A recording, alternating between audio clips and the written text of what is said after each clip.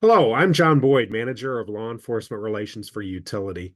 Utility is an innovative technology company that continually delivers groundbreaking digital systems for frontline professions that depend on speed, accuracy, easy to access data, and transparency in their work. I'm a retired sheriff from LaPorte County, Indiana, and served in law enforcement for 34 years. Thank you for joining us today for Space for Knowledge, where we're joined by Sheriff David Martin, who serves as sheriff of Morgan County, Colorado. Sheriff Martin comes to us today from the Centennial State, the gateway to the Rockies, the Switzerland of America. Sheriff, thank you for joining us today. Good morning, John. Thank you for having me. Absolutely. Can you give us a little background about yourself? I am almost 39 years in law enforcement, all with the same agency. I started in 1985 as a graduate out of college. I was a cadet prior to that, an explorer cadet, I guess. And then I left and went to college, and I came back after college and went to work here at the sheriff's office.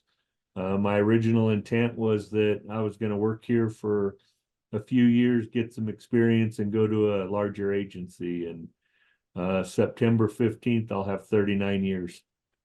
The people of Morgan County are really lucky to have you and your dedication. 39 years in law enforcement. That's really something. You've seen a lot of changes in your time in law enforcement, haven't you? Mostly in my hairline. I had hair when I started. So, Isn't that something? but yeah, no, everything in this profession has changed. I wouldn't say 180 degrees, but there's been some significant changes in the profession, that's for sure. Well, Sheriff, I'm really glad that you're joining us today, and I'm looking forward to talking to you about safety, morale, and the well-being of employees in corrections. I'd like to talk a little bit about where technology has come from since when you and I first got involved in law enforcement, and some of your secrets to success in Morgan County, Colorado. So it's going to be a great conversation that we're having today, and I'm really curious to find your perspective as a sheriff who runs a jail, some of the challenges and the concerns that your correctional officers face in terms of safety in the corrections environment. Yeah, I've worked every position my office has. I started in the jail and worked my way up to where I'm at today. But uh, working in the jail is the hardest job in law enforcement. That in being a 911 dispatcher, you're the unsung heroes in law enforcement, and they don't get the recognition that they deserve. And people have no idea what's going on in these buildings, uh, and the risk that our staff are at often. Yeah, that really is true. So let's talk about some of the risks, both seen and unseen, that your correctional staff faces on a daily basis. John, so running a jail is, I have a 124 bed facility, and I have an average daily population of probably 72. Those numbers went down considerably during COVID because we had to put on some housing restrictions on what we would accept. There's 5 different law enforcement agencies in my county that deposit inmates here. And as you know, being a former sheriff, out on the street, I mean, those officers can deal with a person out there, get them fired up and arrest them, and then they drop them off at our doorstep for us to contend with them. And so there's a lot of de-escalation that has to take place, and it's not finger pointing, but it's letting them know that, look, we're not the ones that have arrested you. We're here to keep you safe and secure. We're not here to belittle you. I have a core value for every point on my 7-point badge, and it's dignity and respect is paramount. And these people that come into our jail, as long as we treat them with dignity and respect, 9 times out of 10, they'll have your back if you need help in the pod as well. So treating people like you would want your mother treated is paramount. Yeah, I love those core values. And, I used to tell our staff all the time that we must remember that everyone that is in our facility is someone's mother or father or son or daughter or brother or sister. And we must treat them with the respect and dignity that humans deserve. But with that said, we also have to understand they can be very volatile and they can be a safety concern, and we have to also treat them with the respect in regard to can it be a safety risk for us to let our guard down? Yeah, one of the big safety issues that I've seen change in the just in the last probably 3 years is the impact that mental health is having on our jails, and whether it's new or it's a new tactic that defense is using, but a lot of almost every inmate that I get in at some point during the process, they're screened for competency now. And the ones that are found incompetent to stand trial, warehouse in my jail until restoration services can happen. And it's a long, arduous process. Some of them I would tell you are probably malingering and avoiding trying to go to trial. But there are some others that are in my care and custody that have true mental health issues, and they don't belong in jail. They belong in a hospital. Yeah, and that just shows the empathy that you have and the understanding for the issues that we're having. But imagine all of those that you're receiving in your jail. Society simply can't deal with them, and so they end up within your jail in the confines of your facility, and your staff is expected to uh, meet their needs. And so it just shows how well-rounded your staff must be to deal with people that the rest of society simply can't. Yeah, I'd agree with you on that. And I'd tell you that part of that is being choosy on who we hire as well. Every profession, I don't care what it is, has had manpower, staffing shortages, and I've been the sheriff since 2019, and I was the undersheriff for 12 years prior. And during my term in command, where I had influence on hiring people, I've said all along that when when you feel like you're the most desperate is when you really have to adhere to your hiring practices, and you can't lower your standards because that's when you'll bring in a problem. And so it's been a long process. Our hiring process is lengthy, but for that very reason, we want to make sure we have the right people in place. Yeah, it brings up a really good point, Sheriff. So I think you'd agree. Sometimes it's better to work short than to have to lower your standards because it's just going to create a whole host of problems that were worse than you would have with the shorting the workforce shortages that you're experiencing. Oh, you're exactly right. I mean, when you're the shortest is when you have to really hold to your standard and make sure of what you are hiring and who you're hiring, because you don't need that problem. Right. So I suppose one way to deal with the problem of attracting and finding good qualified employees is to retain the good qualified employees that are difference makers within your organization now. So what's the key to retaining good qualified employees? I think it's number one, it's recognition of the difficult job that they do. And I'm not a micromanager, but I believe in leading from the front. And doing that, I'm not above serving meals if that's where the help is needed. And I think you probably know as a sheriff, when you walk back into the jail, sometimes it's disruptive because everybody wants to tell you how they've been wronged and that you can, but I try to avoid that. I let my sergeants and my staff handle the day-to-day operations, and I'm not above taking an assignment to handle court security or transports or serving meals. Like I said, I'm not above that. I don't think rank has that spot that you have to be able to lead from the front and take an assignment where the help is needed. I really think it's important that a sheriff get back in the jail, and I always tried to be back in our jail at least 3 times a day, at least twice during meal service. Sometimes it was during med call as well, because that gives you an opportunity to walk in the shoes of the correctional employees that are there, and you can have a chance to listen to some of their concerns, and you can observe some of the issues that they're facing. But it also gives you a chance to be available to I lost you, John. the innocent to them as well. And that's, I think, really important. John, your microphone cut out. I didn't hear uh, a lot of what you just said. Can you hear me now? I can now. Okay. So my point was that as sheriff, I tried to get back into our jail at least 3 times a day. One of those times, or at least two of those times, were during meal service, and it gave me an opportunity to walk in the shoes of our correctional employees to see what they're going through and what they're experiencing, what they're facing, but an opportunity to listen to them, but an opportunity to listen and engage with the inmate population as well. I think that's really important.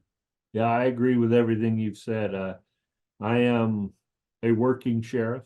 I will work the jail or I'll work the street wherever the help's needed. I'm not assigned either of those posts. As you know, as a sheriff, you can pretty much write your own schedule, but uh, I'm at my desk at 5:30 in the morning. And I do that because we have shift change at 6, and it allows my nighttime deputies from either the jail or patrol to sit down and talk with me. I have to make myself available. Uh, and again, I think that's leading from the front. Absolutely. I admire your leadership style. So what recommendations can you make? What are your best practices to improve the safety of correctional officers during interactions with potentially violent or volatile inmates? You know, having a good FTO program, a field training program, and teaching the de-escalation. Uh, I'm a proponent of technology, but I'll tell you, I think that the taser in our profession taught people to quit talking and trying to reason with people. And so my staff still has taser, but I tell them that's the last resort. We need to try to de-escalate the situation first. And and don't get me wrong, I believe there's a time that sometimes there's no room to talk, but uh we need to try to de-escalate first, treat people with dignity and respect, and then a good screening process, a good classification where you're moving these people into the right facility or the right cell for them to calm down themselves, but you don't want to throw them into another classification or into a pod where it's going to be problematic, not just for you, but for other inmates. Right. So it's interesting you brought up the word technology. Technology has really evolved, and you and I've had conversations about that. For instance, where law enforcement is 39 years after your rookie year. Talk a little bit about technology that's available for corrections and how beneficial it can be, and maybe some of your personal experiences. So years ago, I mean, we had regular mail call that would come in. You have to open the letters in front of stat or in front of inmates, and there was generally contraband of some sort in there, maybe not drugs, but stuff that we didn't allow. You still had somebody trying to sneak some drugs into your facility as well. One of the things that we've done since I became sheriff is we've implemented a tablet program, and there's a tablet for every inmate that's in custody. And on that tablet are books that they can read. There's educational material. They can get their GED or work on it while they're here. There's AA material or substance abuse support material. None of it hooks up to the internet outside of this building. They can't get on and surf the internet. Uh, but in that, all of the inmate mail that used to get sent to my facility now goes to a clearinghouse and is scanned and then upload it to each inmate file, and they can read it digitally. And so it's really reduced contraband coming in, and it's reduced the time that you can imagine with 75 inmates, the amount of time it takes to go through all the mail, scan it into their file, and then distribute it, how much time that took. And so by doing what we're doing, we've eliminated, other than legal mail, we've eliminated the introduction of mail and contraband that would come with that. So one of the other things that we have is Senate Bill 217, Colorado Senate Bill 217 required the implementation of body cams. And it wasn't specific for jails at the start, but it was for law enforcement that was going to interact with the public. And then they amended that to say jail staff would have to wear them if they had a perceived use of force. Well, you and I both know you don't know when that perceived use of force is going to be. Yeah, if you have a problem where you're going to have an extraction team assembled to go in and deal with somebody, but in my instance, that's pretty rare. But there, you can have a use of force or any inmate contact that could be negative. And so we implemented body cams throughout all of our staff, including the jail. And it wasn't a cheap endeavor. It wasn't, but the amount of time that it has saved on internal complaints, whether it's from a patrol officer or from an inmate in the jail talking about how they were disrespected or treated, we have that on camera besides what the facility cameras picked up. Everybody knows that there's areas that those facility cameras don't always go. And so the body cams have made a huge impact, having those, keeping my staff safe, but also being able to speed up an internal investigation. It's really amazing because you've hit on some really important aspects of body cameras and technology. I hear you talking about efficiency with your staff, which is really important. But I also think, reading between the lines, that it's improved the morale not only of your staff, body cameras, but inmate population, because it helps to keep them safer. And whether there's a safer environment, your staff in the inmate population that you're managing is a happier group, correct? Yeah, I don't know that I'd use the word happier, but they are in jail. Yeah. But no, it definitely has aided my staff. Uh, I think change is difficult no matter what. And I think when the new law came out that you had to have this camera, I think there were some reservations. People thought it was going to be different than it's turned out. And I think now I can't think of an officer that would want to come to work without his body cam, especially in the jail. Yeah, that's a great testimonial and an example of buy-in by your staff.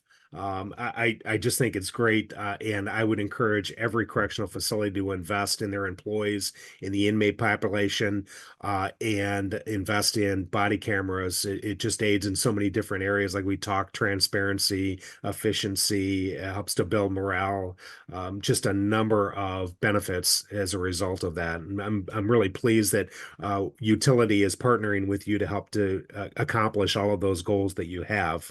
Yeah, there's some features on the utility body worn camera that I think are very important, and it's the officer down feature, where I mean, we all have the orange button on our radio that you can push if you need help, but sometimes that's not feasible. But that officer down feature, where if that camera goes horizontal for a programmed period of time, that it alerts everybody. And it alerts me at home when I'm in bed at 3 o'clock in the morning. If there's a officer down that goes off, it sets off my phone, and I'm up trying to figure out what's going on. And I'll be honest with you, the majority of the ones that have gone off because of operator error. They forget that if they lay that camera down horizontal for a period of time, it's going to go off. But it also goes off when if we have an inmate that's down and you're performing CPR on it, your camera's going off, and so we've seen that, and been able to help out extra with that as well. Right. Um, do you have body scanner technology within your jail? I just ordered it, probably be installed the first part of May. And what led you to decide that you were going to invest in such expensive technology? Well, the safety and security of my facility and my staff is primarily the reason.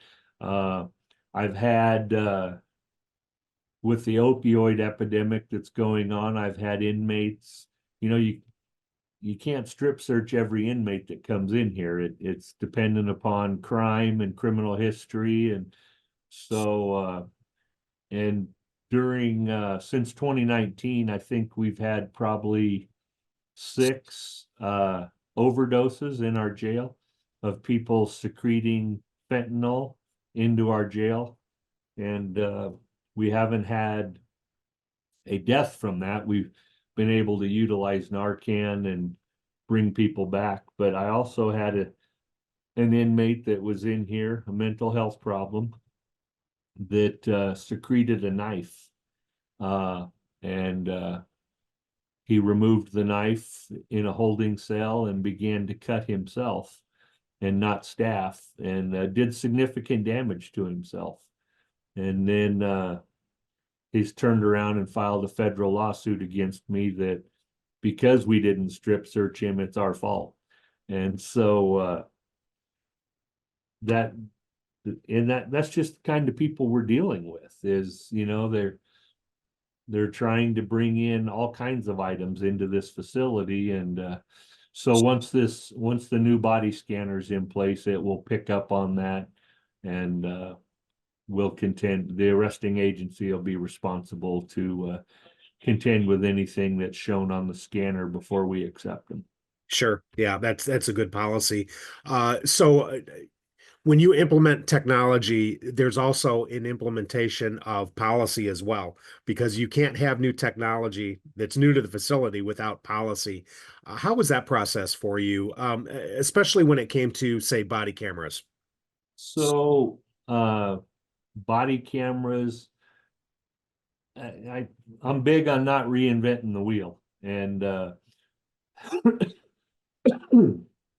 being part of county sheriffs of Colorado, all of our county sheriffs, we collaborate together, and I reach out and say, who has a policy for this? And we gather policies from several different agencies, and we cut and paste and make a policy that fits us the best. And I've done the same thing with the new body scanner. We're working on compiling policies right now.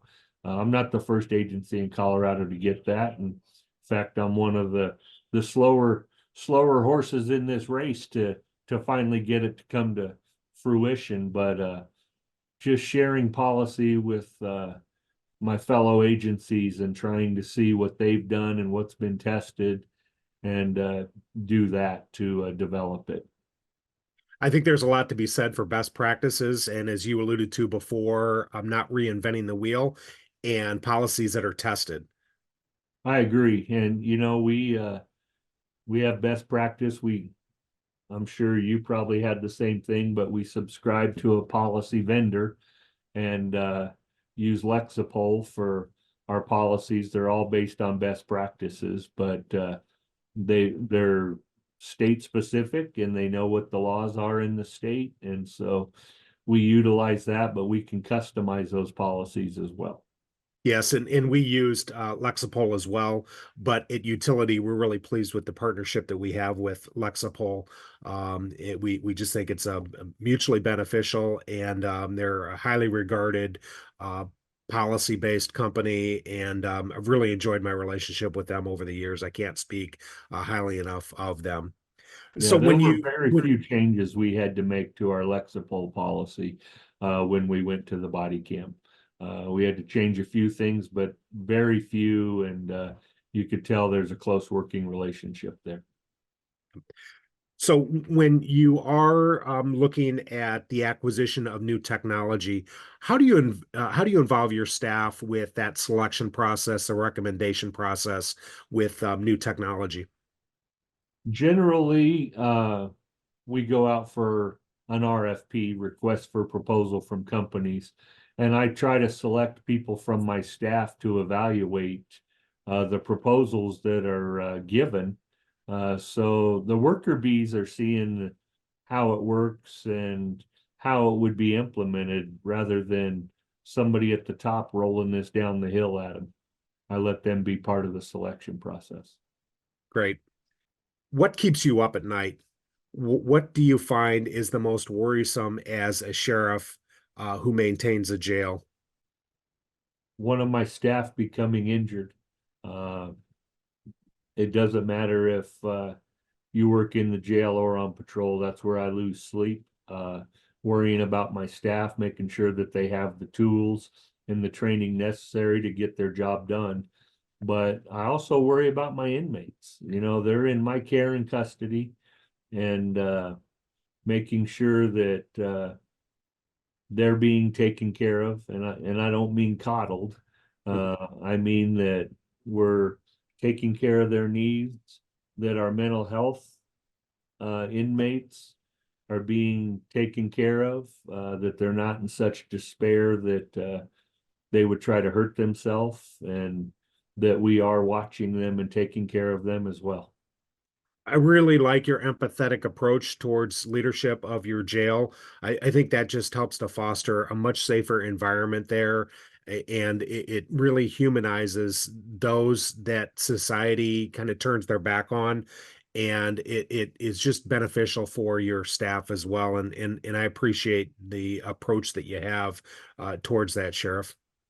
Thank you. I'll tell you, and maybe you've realized this in your own agency, but everybody that works in the jail thinks patrol officers have it made. They have take home cars and they get to pick and choose the amount of work they do. And then once they get to patrol, they can't believe how much work there really is. But then patrol sits back and looks at investigators and think, wow, I can't wait to get there. Those guys work daytime only. You know, they get to pick and choose what cases they handle until they get there. And then they can't fathom the amount of work that goes into being an investigator and the amount of detail that's required for it. And so everybody's looking at these other positions, I guess, with rose-colored glasses, thinking, you know, they always have it better. But I'm telling you right now, there's nobody in law enforcement that works harder than a detention officer. They're the unsung heroes of law enforcement, and they don't get the recognition they deserve. No, you're exactly right. A couple takeaways. The grass is not greener, correct? Right. And the unsung heroes of any sheriff's office or penal facility are the employees. And I've long said this: the rest of society doesn't want to know what goes on inside of a correctional facility. They drive by and they just take it for granted what goes on in there. But our correctional employees are locked in with people that the rest of society is afraid of, and they come in every day with a smile, our correctional employees, and we hope that they leave with a smile. But they are making differences in the lives of people that didn't always have positive reinforcement, and their role is just so broad. They just do such a great job, and they are really are unsung heroes. And I like the fact that law enforcement gets it. You get it. We're providing the tools to help our correctional employees stay safe while maintaining that balance with the detainee population. And but we have to take care of those that are taking care of the needs of our incarcerated population. And I like the fact that you said earlier it's needs, not necessarily wants. We don't give the inmates what they want. We give them what they need, what any basic human being would need. I I couldn't have said it any better. And one of taking care of another set of needs is taking care of my staff. I mean, they're subject to sights and sounds and things that most people can't imagine. And providing them with I guess counseling, for lack of a better word. My staff are required on an annual basis to have a wellness check with a mental health professional.